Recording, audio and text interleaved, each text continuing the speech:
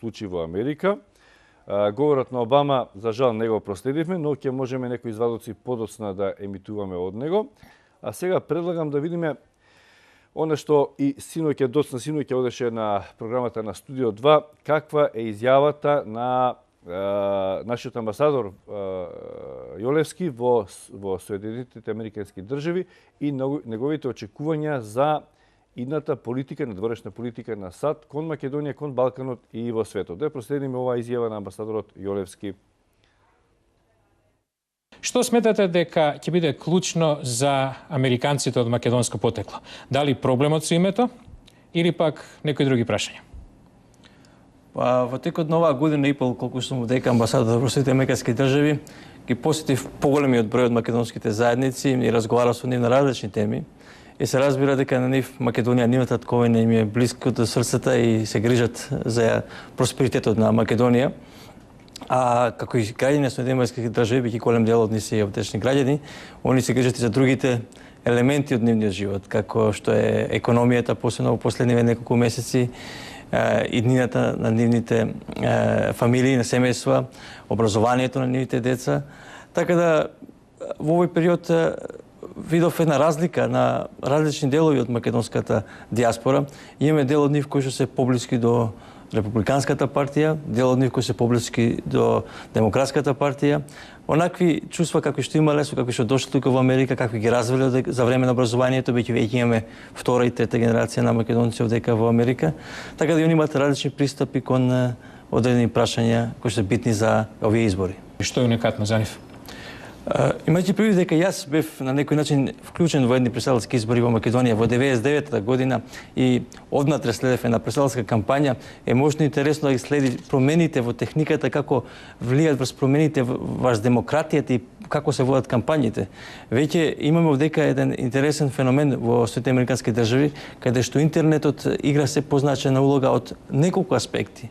Првиот аспект кој што го спомнавте е начинот на прибирање на средства за кампањите. Веќе позицијата на обичниот граѓанин станува се позначена, бидејќи тие мали донатори кои што донираат 50-100 долари, 10 долари, тие стануваат во голем број и стануваат многу позначени за финансискиот дел од кампањата. Така да кандидатите внимаваат што овие обични граѓани мислат по одредени прашања, ги следат нивните барања, нивните желби, што во која насока да ги движат, да креираат нивната политика. Понатаму, интернетот придонесе да во текот на еден ден веќе пораките по неколку пати, главните пораки на кампањите се менуваат. Дали постојат концептуални разлики помеѓу републиканскиот и демократскиот претседателски кандидат за тоа какво треба да биде присуството на Америка, на Соединетите Американски држави на Балканот во иднина? Воено, политичко, дипломатско.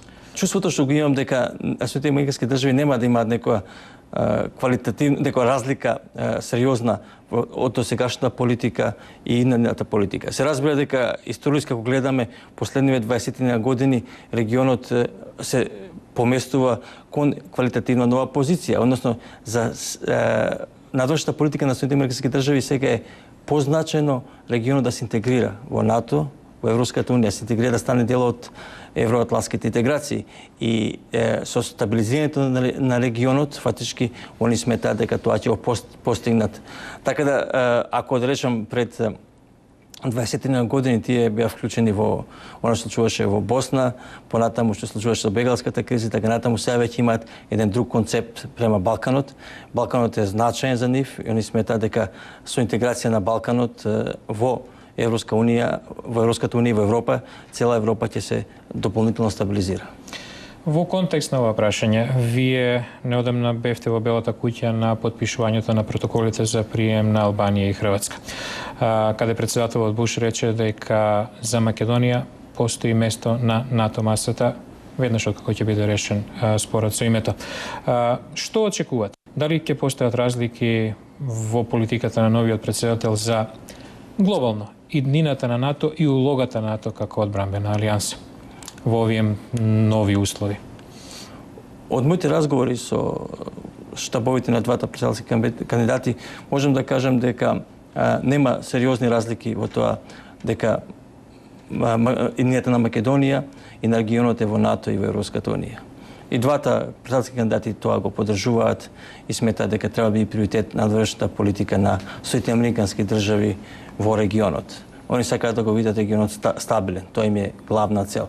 Во поглед на пошироката слика, по поглед на улогата на НАТО, и двата кандидати сметаат дека НАТО е значена институција, значена интеграција, значен сојуз и сакаат да работат во него, за него на тамошно зајакнување. Бејќи на Соединетите американски држави ми е потребен НАТО, кој што НАТО ни е потребен на сите нас и на светот.